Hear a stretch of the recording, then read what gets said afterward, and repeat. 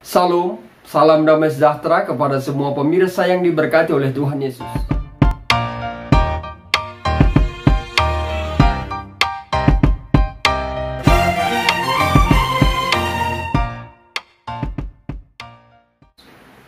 Saat ini kita kembali berjumpa dalam pelajaran sekolah sahabat kita, pelajaran ke-10 dengan judul Cara yang Menyenangkan untuk Terlibat.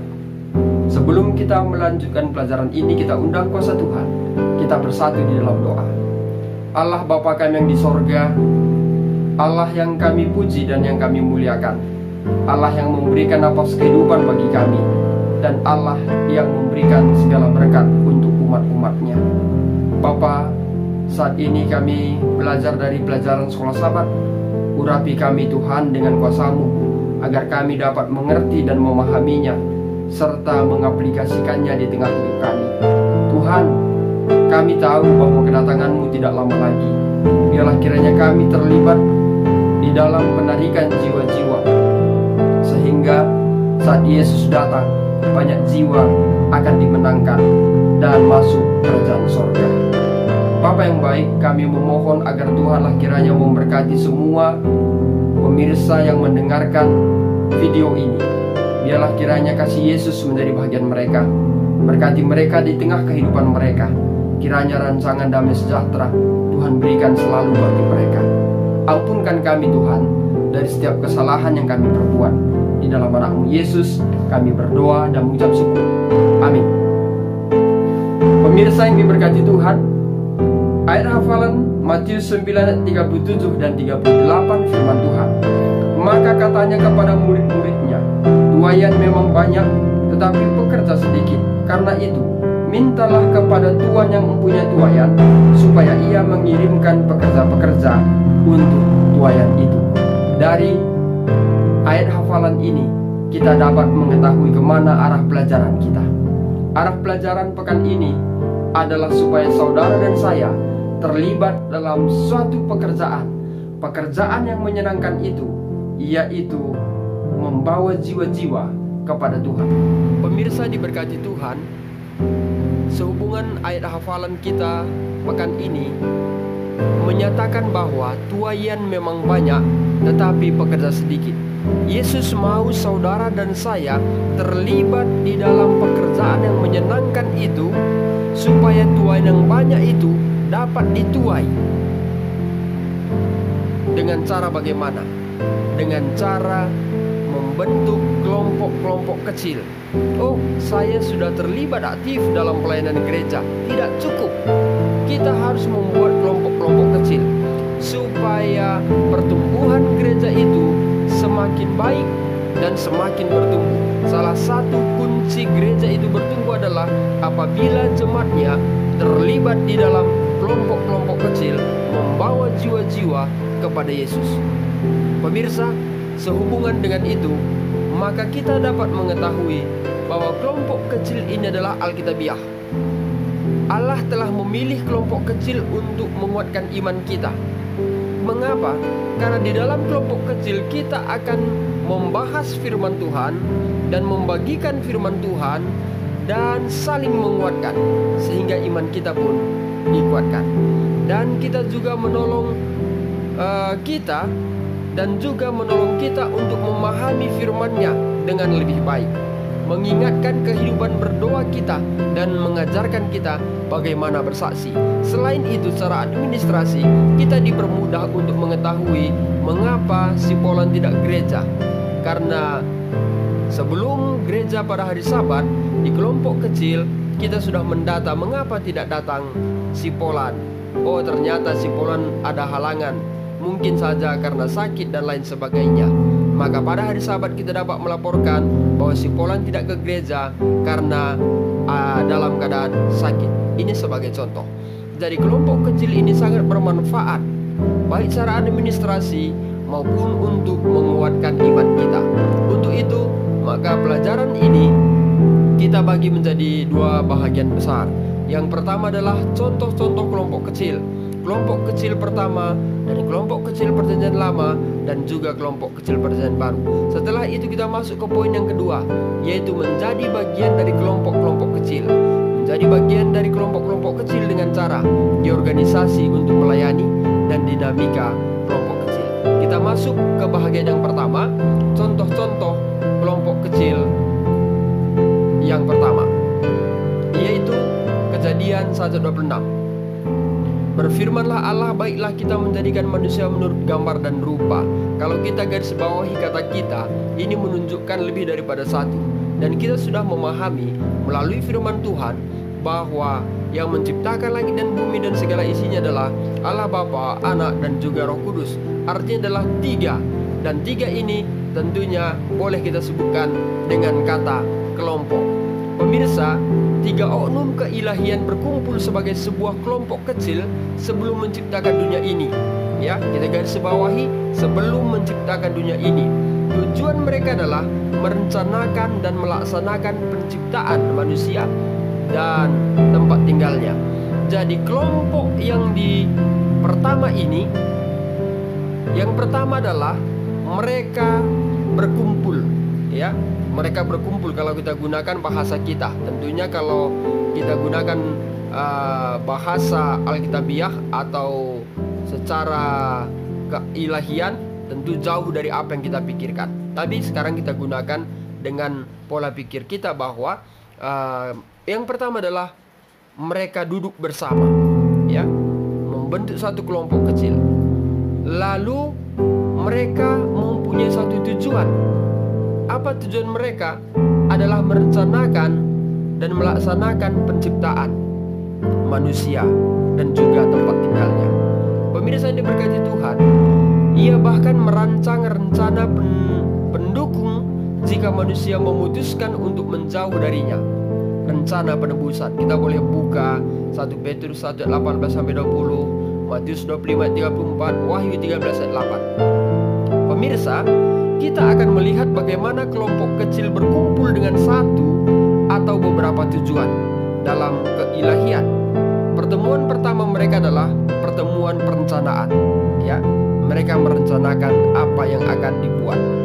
Dan pertemuan berikutnya adalah dipusatkan dalam memenuhi sebuah rencana tertentu. Pemirsa, bahwa selain itu, setiap kelompok kecil harus memiliki tujuan utama untuk memenangkan jiwa bagi kerajaan sorga. Pemirsa yang diberkati oleh Tuhan Yesus, kelompok kecil di perjanjian lama juga terjadi. Kita boleh baca Keluaran 18:25. Di ayat ini menceritakan tentang Musa memilih orang-orang cakap untuk mengangkat mereka menjadi kepala atas bangsa itu. Karena mertuanya Jitro melihat bahwa Musa letih menghadapi pemimpin-pemimpin suku Israel yang setiap hari datang untuk menyampaikan masalah mereka, dan Musa harus meminta petunjuk kepada Tuhan dan memecahkan masalah-masalah ini semuanya. Dan Jitro mengatakan, baiklah membentuk kelompok-kelompok, kelompok 1000, pemimpin 100, 50 dan juga 10, sehingga semuanya terorganisasi dengan baik, terkelompok dengan baik, dan setiap pemimpin itu akan dapat mengatasi segala permasalahan. Dan apabila permasalahan itu tidak bisa diatasi, baru dibawa kepada siapa? Musa. Intinya adalah bahwa zaman perjanjian lama, kelompok-kelompok kecil sudah dibentuk untuk memudahkan pelayanan Musa kepada orang-orang Israel. Pemirsa, setiap kelompok kecil yang terdiri atas 10 orang dipimpin oleh seorang pemimpin yang saleh. Kelompok-kelompok ini memecah berbagai masalah dan membantu memupuk kehidupan rohani orang banyak dan membangun hubungan yang erat dan penuh kasih.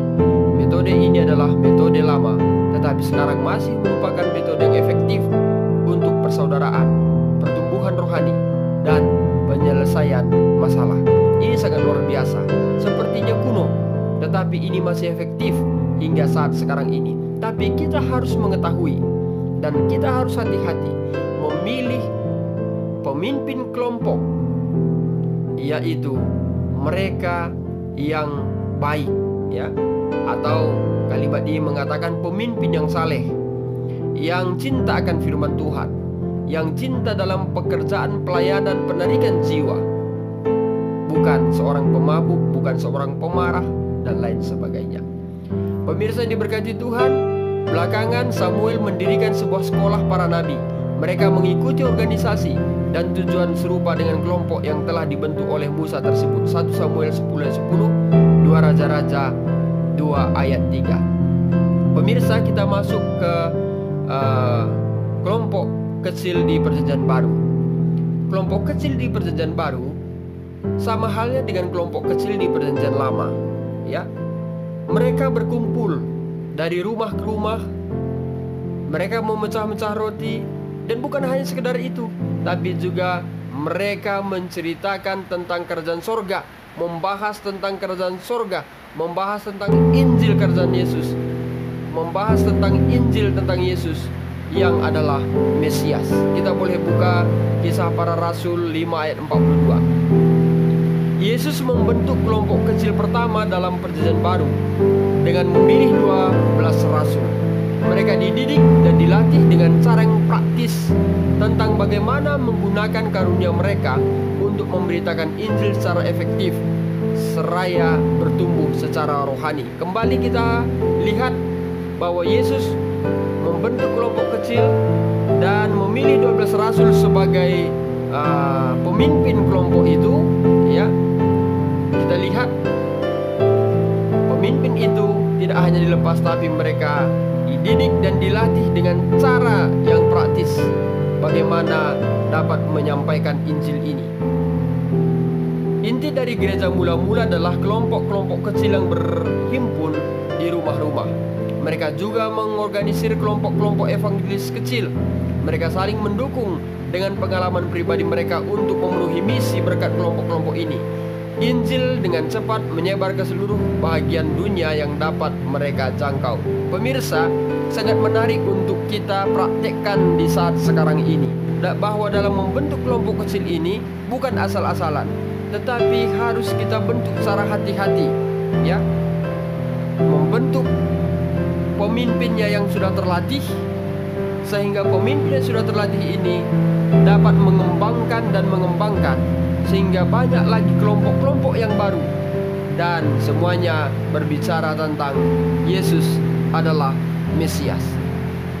Pemirsa yang diberkati Tuhan, poin yang kedua adalah di organisasi untuk melayani. Ini bagian yang kedua. Boleh kita buka 1 Korintus 12 ayat 18 sampai 19. Di sini berbicara tentang anggota tubuh, ya. Mengenai anggota tubuh. Tetapi Allah telah memberikan kepada anggota masing-masing secara khusus suatu tempat pada tubuh seperti yang dikehendakinya. Andai kata semuanya adalah satu anggota, di manakah tubuh?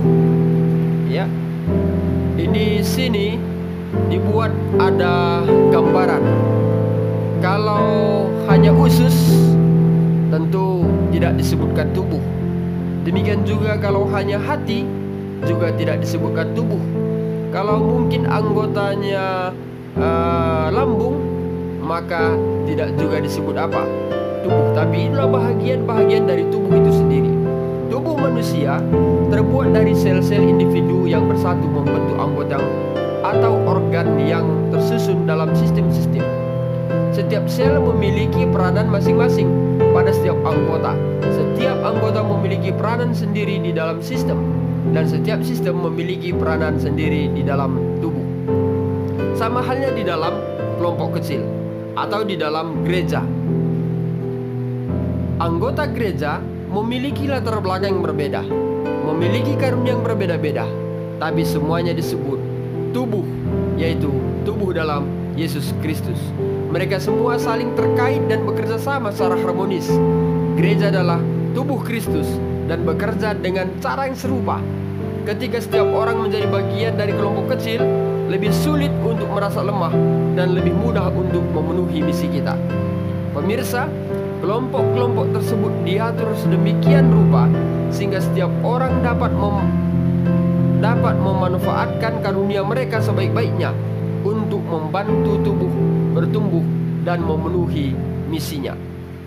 Pemirsa, yang terakhir adalah dinamika kelompok kecil.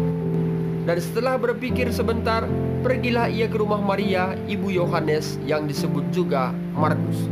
Di situ banyak orang berkumpul dan berdoa. Tuhan menggunakan kelompok-kelompok kecil untuk menumbuhkan gereja dengan memelihara iman orang-orang percaya dan mengajar mereka bagaimana bersaksi tentang siapa? Tentang Yesus Kristus.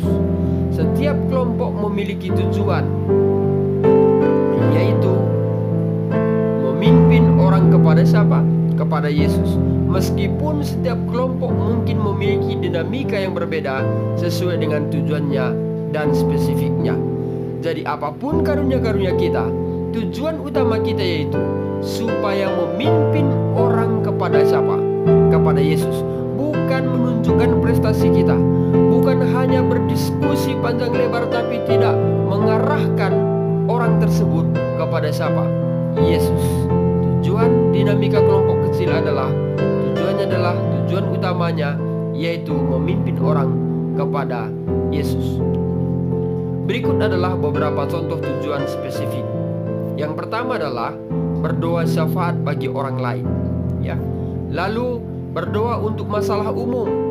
Lalu menggunakan waktu rohani bersama, belajar firman Allah, pelatihan untuk pelayanan, belajar bagaimana memberitakan Injil dan melakukan pelayanan di masyarakat, dan yang terakhir berpartisipasi dalam kegiatan misionaris.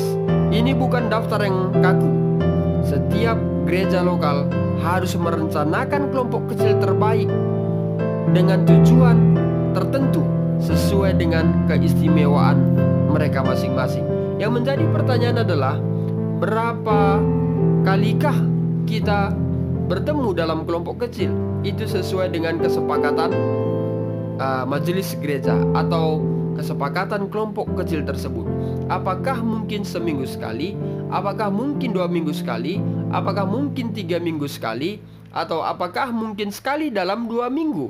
Ini tergantung kesepakatan. Tetapi lebih sering kita berjumpa dalam kelompok kecil lebih baik, karena lebih dalam kita akan mempelajari tentang firman Tuhan. Pemirsa yang diberkati oleh Tuhan Yesus, berapakah jumlah anggota kelompok kecil? Pelajaran sekolah sahabat kita mengatakan 6-12 orang. 6-12 orang. Biarlah kita berkumpul. Dan apabila kita tidak ada jumlah 6-10 orang, mungkin hanya 1-2 orang percaya di lokasi kita, kutipan sekolah sahabat kita mengatakan, biarlah kita bentuk menjadi anggota pekerja. Mulai saat kita mendengarkan video ini, marilah kita terlibat di dalam kelompok kecil. Jikalau di gereja kita belum ada kelompok kecil, sampaikan kepada majelis jemaat supaya kita membentuk kelompok-kelompok kecil. Dengan itu, pertumbuhan gereja kita pun semakin baik.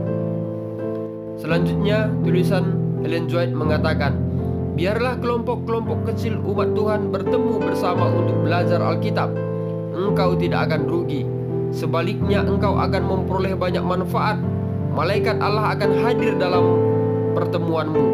Dan saat engkau memakan roti hidup, engkau akan menerima tenaga dan obat rohani. Engkau akan menerima makanan sebagaimana pada waktu dulu dari daun pohon kehidupan. Hanya dengan cara inilah engkau dapat mempertahankan kebutuhan dirimu. Pemirsa yang diberkati oleh Tuhan Yesus, demikianlah pelajaran sekolah sahabat kita pekan ini. Semoga melalui pelajaran ini, iman kita pun semakin diteguhkan dan kita terlibat di dalam pekerjaan yang menyenangkan itu, membawa jiwa-jiwa kepada Yesus Kristus. Kita tutup dengan doa. Terima kasih Bapa di sorga, kami sudah belajar dari pelajaran sekolah sahabat pekan ini. Semoga dengan pelajaran ini kami pun terlibat di dalam membawa jiwa-jiwa kepada Yesus. Kiranya kami dapat mempersiapkannya, dan kami selalu terlibat dalam mencari jiwa-jiwa, mempersiapkannya dan membawanya kepada Yesus. Bapa yang penuh kasih, berkatilah kiranya semua pemirsa dimanapun mereka berada. Biarlah rancangan damai sejahtera selalu menjadi bagian mereka. Terpujilah nama Tuhan. Dalam anakmu Yesus kami berdoa dan mengucap syukur. Amin. Demikianlah pelajaran kita pekan ini. Akhir kata saya sampaikan, Tuhan Yesus memberkati kita.